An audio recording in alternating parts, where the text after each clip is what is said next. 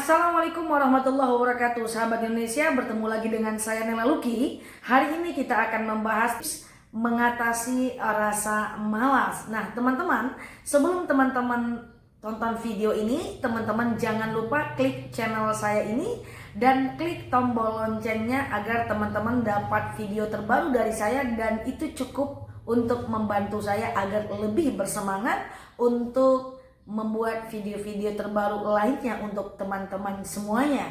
Saya tunggu 5 detik dari sekarang.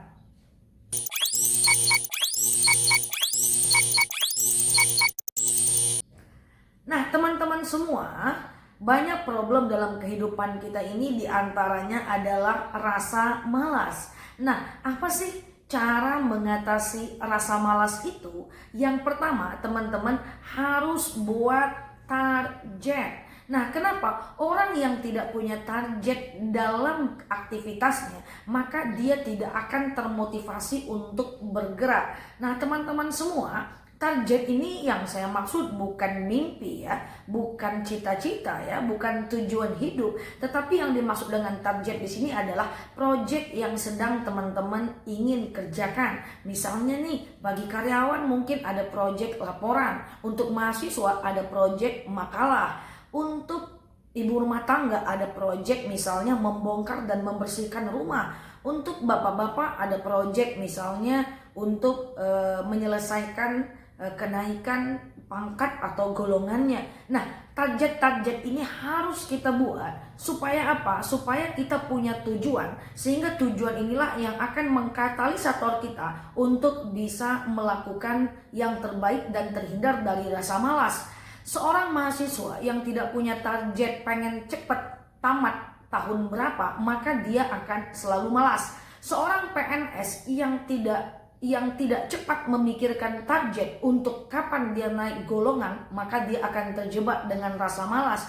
Seorang ibu rumah tangga yang tidak punya target untuk membenahi rumahnya dengan cara-cara yang baik dan sesuai keinginannya, maka dia akan malas. Seorang karyawan yang tidak punya target untuk menyelesaikan laporannya dan ingin cepat-cepat naik golongannya, maka dia akan terjebak dengan rasa malas. Nah, inilah yang mengakibatkan orang memiliki rasa malas. Dia tidak punya target, dia tidak punya proyek yang mesti dia kerjakan. Sebenarnya saya pikir sih proyek itu banyak, cuman kadang-kadang kita nggak mau memikirkannya. Nah, teman-teman, hati-hati dengan hidup seperti air mengalir. Orang yang hidup dengan air mengalir itu adalah tanpa tujuan dan dia tidak tahu apa yang mau dia kerjakan. Nah, cara hidup mengikuti air mengalir ini adalah kesalahan fatal yang harus kita hindarkan dalam kehidupan kita. Nah, teman-teman, ayo buat targetnya. Teman-teman mau ngapain? Mau ngerjain makalah, mau buat PR, mau cepat selesaikan laporan, mau cepat naik golongan, mau cepat membenahi rumahnya. Nah, teman-teman harus punya target supaya teman-teman bisa mengerjakan ini dengan tidak memiliki rasa malas. Target ini bisa target jangka pendek, jangka menengah, atau jangka panjang. Tapi biasanya orang-orang yang malas itu jangankan jangka panjang, jangka pendek aja dia nggak tahu apa yang mau dia kerjakan, dan ini berbahaya. Ya, itu yang pertama. Yang kedua, bagaimana cara supaya teman-teman bisa menghindarkan rasa malas? Yang kedua adalah teman-teman buat skala prioritas. Teman-teman atur dari banyak target yang pengen teman-teman kerjain, mana yang paling deadline, mana yang teman-teman harus pentingkan, dan mana yang teman-teman bisa tunda. Jangan kebalik-balik ya. Yang prioritas teman-teman tunda, yang layaknya ditunda tapi teman-teman senang, teman-teman tetap ngerjain. Nah, ini kebalik, nanti kita akan menjadi orang yang berantakan kedisiplinannya dan kita tetap malas, teman-teman.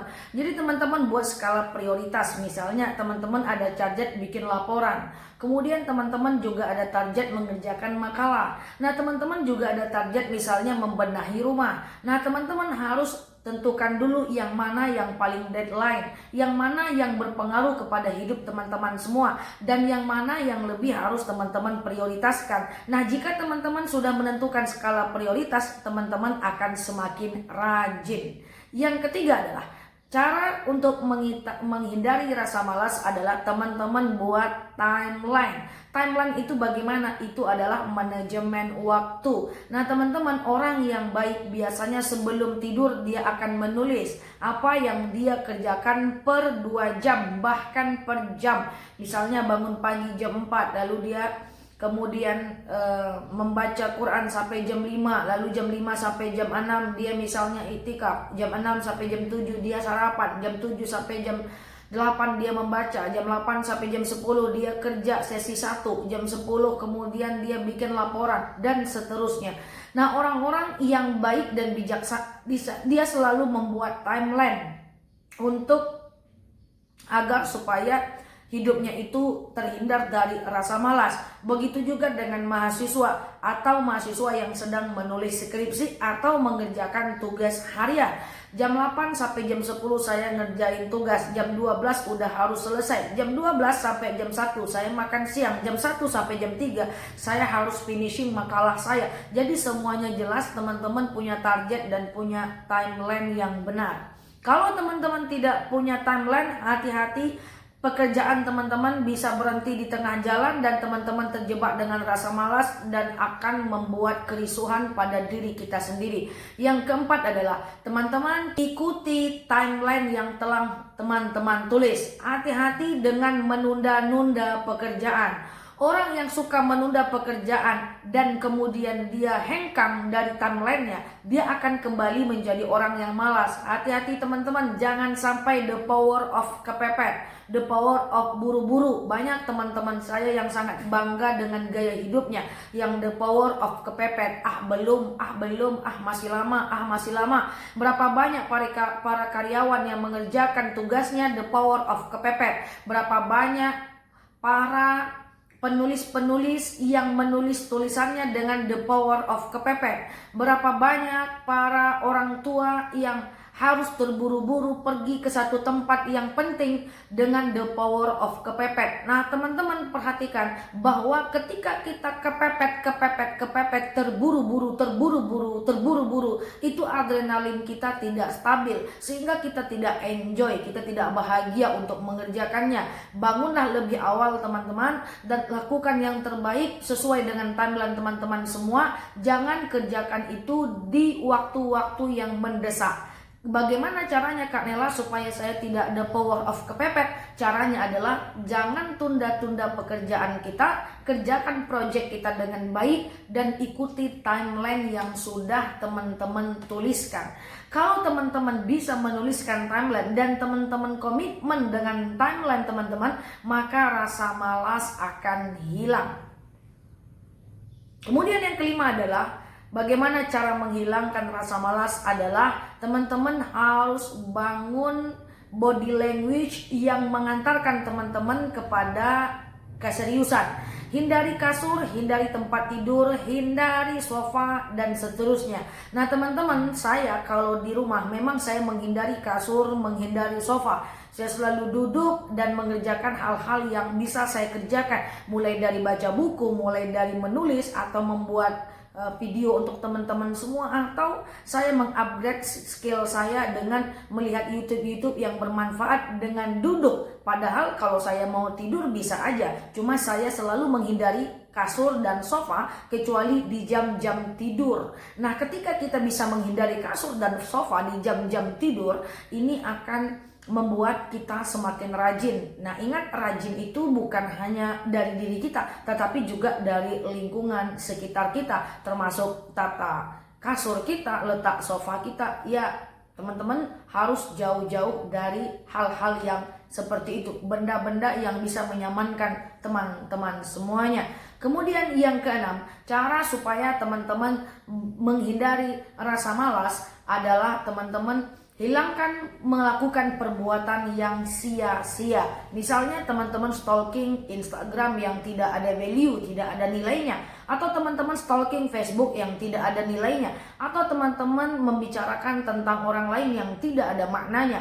Ketika teman-teman menghabiskan waktu untuk hal-hal yang sia-sia, maka teman-teman akan lupa dengan skala prioritas yang nomor 2 tadi. Nah teman-teman, komitmenlah dengan 6 ini. Yang terakhir tadi, jangan melakukan perbuatan yang tidak bermanfaat. Ingat teman-teman, setiap mau beraktivitas ingat dulu, ini manfaat enggak ya? Ini value-nya apa ya? Ini nilainya apa ya? Ini manfaatnya untuk saya apa ya? Tidak hanya manfaat untuk saya, ini manfaatnya untuk orang lain apa ya? Ketika kita bisa bermanfaat melakukan sesuatu untuk diri kita dan untuk orang lain, maka kita akan lebih bersemangat dan terhindar dari rasa malas. Teman-teman, selamat menikmati dan selamat mengamalkan ini semua. Dengan saya Nela Luki. Like kalau teman-teman suka, dislike kalau teman-teman tidak suka. Dan teman-teman yang suka, jangan lupa share video ini ke sosial medianya agar channel ini tetap berkembang dan teman-teman semua tentu mendapatkan pahala yang luar biasa.